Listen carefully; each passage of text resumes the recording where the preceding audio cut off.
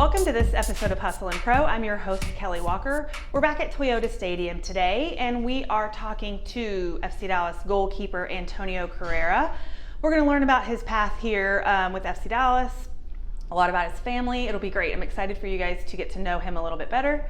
And so enjoy this episode of Hustle and Pro. Let me hear from you the authentic way. Toño Carrera. See, that sounds great. And you're right, though. Mine is the standard way, but I grew up. Your way sounds great. I've been in the States for 15 years or 16 years now, so it's Toño Carrera's good. Okay, I love it. When people ask me my name, I just say Toño Carrera. Okay, well, yeah, that's the simplified way, but your way sounds great. All right, one quick icebreaker just to sort of get us kicked off. Do you have a cool pregame ritual? I have a couple. My shin guards are personalized with my family. One of them has my family, all 6 of us. And then the other one has 2 pictures of me, one when I was very little, about 2 years old, and the other one that's cool, a bit more recent. So what I do is I do the cross with each one, and then I kiss each picture of each person, and then on mine, the other one where it's just me, I do the same thing, and then I just kiss my younger self and my older self, kind of like as a blessing, and then I feel good to go. That's a lot. That's great. Yeah. It's like that specific every time. It is. That's awesome. Every time, and I do the right one first because that's the one with my family, because family comes before me, and then I do the left one because that's... Oh my gosh, that's amazing. I love it. I wasn't expecting all that. So see, I learned so much with just the icebreaker. Okay, I want to talk about how you got here. We're here at Toyota Stadium today, and you're back with first team now. It's June 2024. Yes. But I want to hear your own, path in your words, but I think that you got to the FC Dallas Youth when you were 10. You hit up the academy, and then I think you're the 33rd homegrown, which is a big deal we can talk about. You end up at North Carolina, then NTSC, North Carolina here. So you tell me, how do you describe your path here? Yeah, I would describe it as, linear growth through time. It's not an exponential one where, I don't know, where boom, I just burst onto the scene. I feel like I've gradually been climbing the ranks, and I've been, since I was 10 years old, like you said, I joined here. I moved from Minnesota, and I actually wasn't even a goalkeeper when I moved in. I moved as a striker, and then, I kind of worked my way to get into the academy, worked my way into this, into that, and, now we're here. When you switched from being a striker to a goalie, what age was that? I was 12, so I moved here. I tried out as a goalkeeper and as a striker. Okay. I prefer to be a goalkeeper. That's my position. That's what I love to do. But I also like playing striker. Yeah. So I tried out. They said, no, you're not a good goalie, but you're a great striker. And as the years went on, I'd never stopped training to be a goalkeeper. I would train about 4 to 6 hours a week on my own time, and with Raul Hernandez and Nestor Merlo, just because I wanted to become a goalkeeper, and I got, I guess, better. Those skills grew. The skills grew thanks to them. And it's also what fits the team needs, right? Exactly. That also helps, what they need at the time. Okay, so also included in there is a lot of time with U.S. national team, right? So a lot of ages, like U15s, 17s, 20s. How is being on that national team, how has that experience helped you? Oh, it's the best. I think as a young player, as a young professional, it's something that you look forward to. Something that when stuff isn't, when you're feeling unmotivated from a club's standpoint, it's something that can bring you motivation to play better, to work harder. It's something that can always push you to do more. I was blessed to be able to go to U15 camp. U17, I got the call up, but thanks to COVID, I wasn't able to actually go. And then U20s, I was blessed enough to do the whole cycle with them and go to World Cup roster? World Cup roster, CONCACAF roster, CONCACAF champions. That's a lot of international experience, so young, yeah. And Pan American Games. Wow. So I've been blessed, and it's something that every young professional looks forward to. Yeah, is there a major difference, in international play with that team when you're playing here? What's the biggest, most obvious thing probably? The biggest thing is that you're playing, your teammates are your age, so I think, in a sense, even though you're only with them for about a week, 2 weeks at a time, the chemistry that you build with them is unlike any other. You become brothers, especially at a big tournament like the World Cup or CONCACAF, that you're with them for a little bit over a month. You really become brothers with them. They're your age. You're going through the same things even at some point, if you're 15, you're hitting puberty at the same time. It's, you know, like you're going through the same life experiences, whereas with your club, you're training with like guys like Jimmy, guys who are like way older, right? Different age groups and age ranges. And so like it's probably totally different when you're with the national team guys. And I hear a lot of guys talk about their time with those. It seems like it bonds them totally different than playing for their club, and they become friends and keep those relationships going. It's true. Some of my best friends from this sport are from national team. You know, once a couple of the name are Danny Leyva, Brian Gutierrez. These guys are, Teddy Cudi Pietro. These are guys that, even though sometimes I'm only with them for a couple weeks at a time, you become like almost best friends. You still talk to them a couple times a week. You still those paths will video cross games again, right? Like exactly. It's not just the week a week at a time, but like as you guys continue your careers, you'll be playing against each other and different on same teams as you move around the world of soccer. Exactly. No, and for example, another one is Nolan Norris. I've been to a couple of national team camps with him, and we grew up together through the system, through FC Dallas. Yeah. And so now we're playing together here at the first team. Yeah. You guys are tight, right? Yeah, we're very tight. We're very tight because not just because we grew up together, because we've been to national team camps together. Right. We've lived a lot of similar experiences. We know the struggle. We know what we've lived in. And it's brought us closer together. Yeah. Am I right that your family, your siblings, your faith are a huge part of who you are? They're everything. For me, they're over soccer. There's faith. It's my faith comes first. My religion comes first. My family comes second, and soccer comes third. There's priorities in life. Trust me, I kill myself on the soccer field every day, and I die for this club. But there's nothing like family.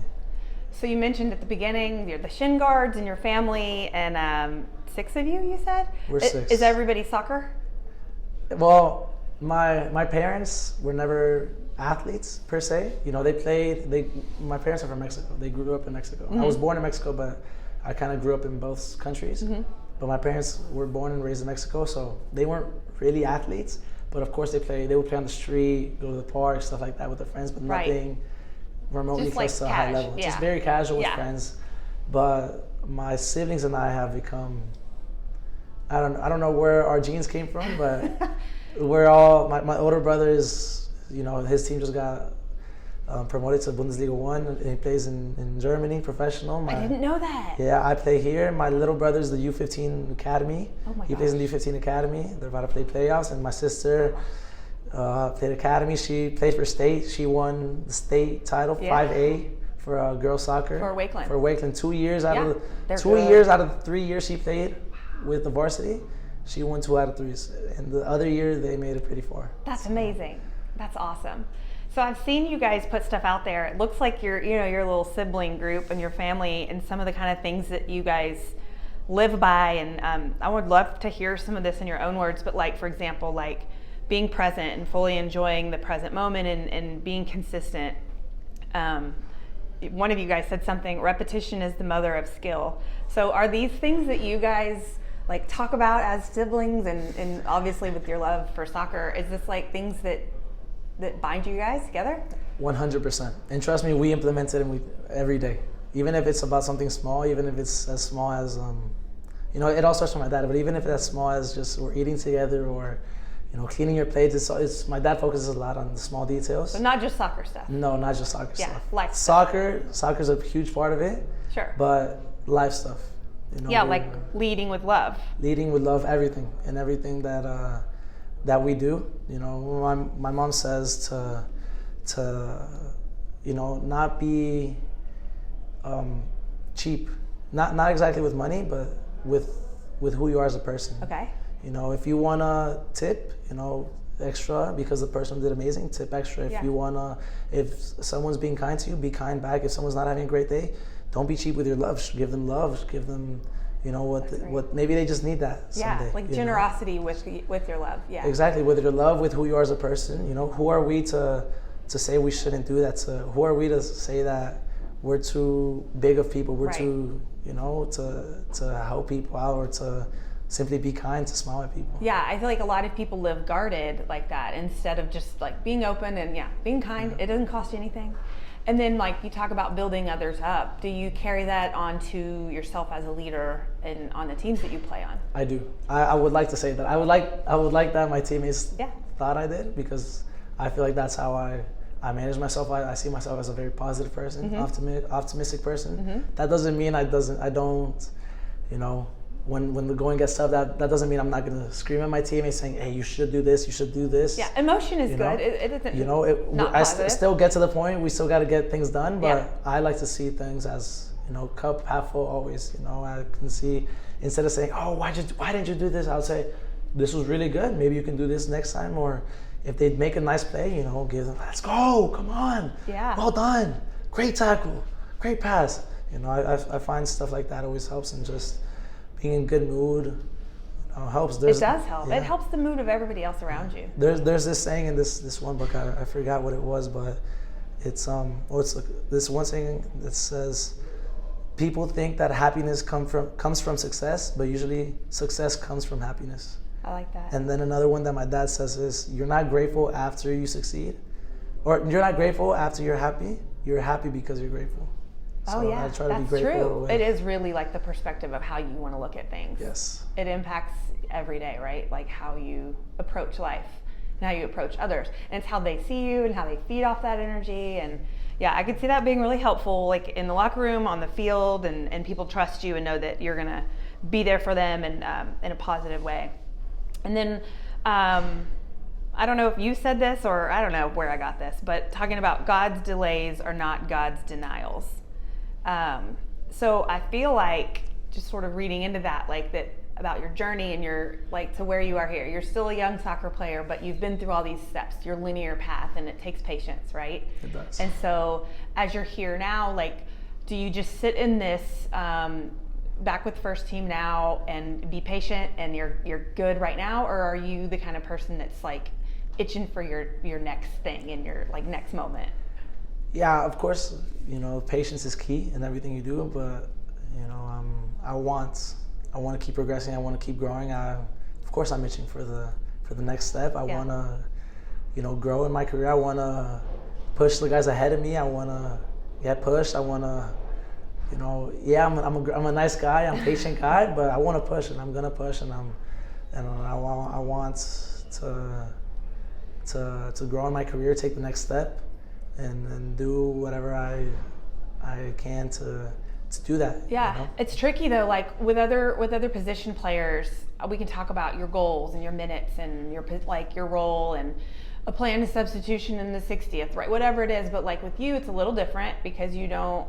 It's just not as cut and dry like that with your position, right? I mean, I don't know. Maybe you'll talk about planned substitution. Like I know it was probably planned that in the January Inter-Miami game, like you probably knew. Did you know you were coming in second half? I did. Right. Okay. So you know some of those things, but like now you probably don't know as much of that, right? So it's probably hard. That's probably where some patience has to play in, where you just believe in yourself and the process, right? That's all. Ready. That's all it is. It's faith. It's faith, not just in yourself and your abilities, but faith in God, and that, you know, like you said, you know, it's not our timing, it's God's timing, and it's not a matter of if it'll happen, it's a matter of when, and it's just a matter of patience.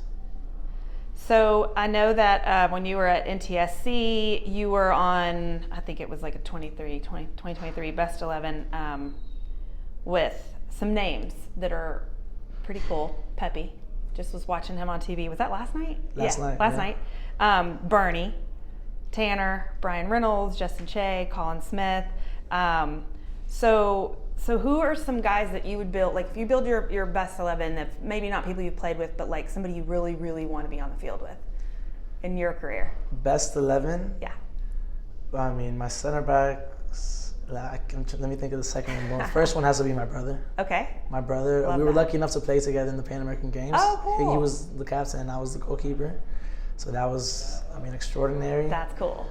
I'm trying to think of, I mean, there's so many players, but yeah, for me, the biggest one is just to be able to play with my brother. That's very cool. I love that. You know, there's a couple other names, you know, Pepe, Nolan, you know, I got a couple friends, Danny Leyva, I would love to play with again, but the main one's my brother. Yeah, those are like your comfort, those are all your comfort people too. I mean, I know they're great players. I know they're extraordinary players on the field. I know what they can do. I know their abilities. I feel safe playing with them because I know their capabilities. I know we have the relationships to play good, and communication, like you know their style, you know what to expect from them. Exactly. Yeah.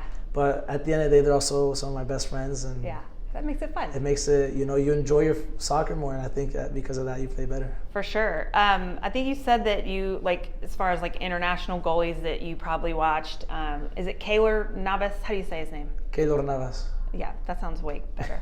Of Costa Rica, and was at PSG.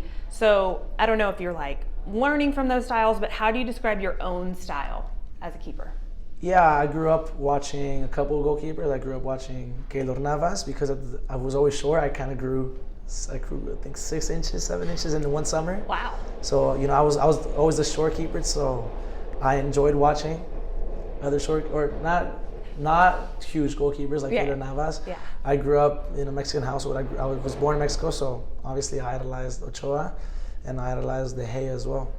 And also a couple bits here from Tim Howard and stuff like that. Yeah. But these guys, they were my main guys, and when I was little, that's who I kind of looked up to. That's who I would mimic my play style to. Yeah. But as the time went on, I kind of figured out that I play my best soccer, I play my best football whenever I play my style. I give my 120%, but not how they would give it. I give it in my way, playing football my way. So as you grew, is that now a strength, your size? Is that like what you capitalize on that now? I think I would like to think so. I think the strength comes from growing up not tall, because I had to learn a lot of things, and I had to play in a style and gain a lot of skills, being the shorter goalkeeper. Like specific tactical ways of goal, like positioning your body. Having to be fast, the way I move my body to get from one side of the goal to the other, and then I kind of carried that on as I physically grew. Yeah.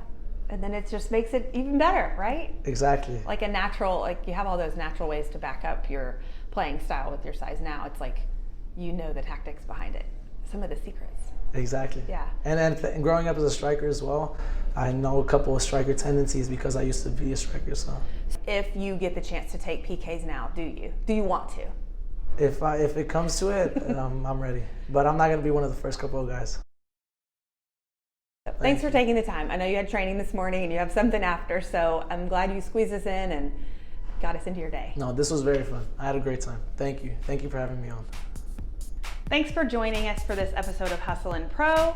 Be sure to subscribe however you watch us, whether that's on YouTube or if you listen on any of the podcast platforms. And we'll see you next time.